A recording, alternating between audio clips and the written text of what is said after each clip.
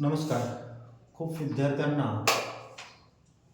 कर्ता क्रियापद कर्म कसे ओळखावे याच्या समस्या असतात. तर आज आपण सोप्या पद्धतीनं वाक्यामधील कर्ता क्रियापद कर्म कसं ओळखावं आपण समजून घेणार आहोत.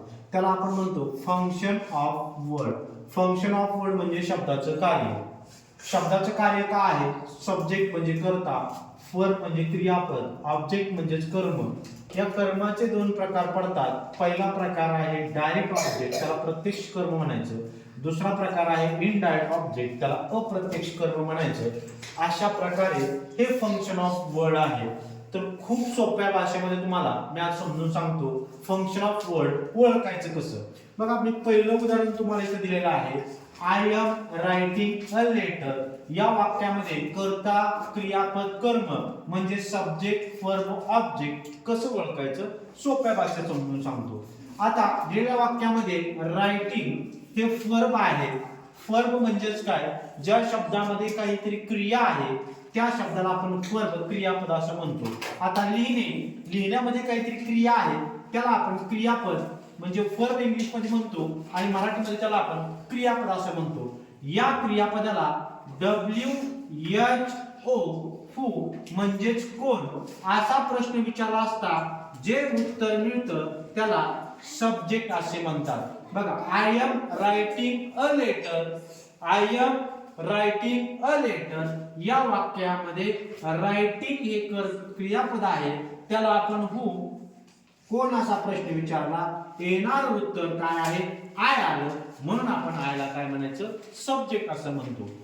आता ह्याच वाक्यामध्ये आपल्याला कर्म कसे शोधायचे ते पाहणार आहोत. आता ह्याच रायटिंगला आपण फाट म्हणजे काय असा प्रश्न विचारला, येणार उत्तर आपल्याला काय मिळालं?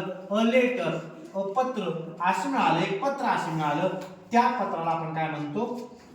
ऑब्जेक्ट असं म्हणतो. म्हणजेच काय? वाक्यातील क्रियापदाला हूने प्रश्न विचारा, कर्ता मिळतो.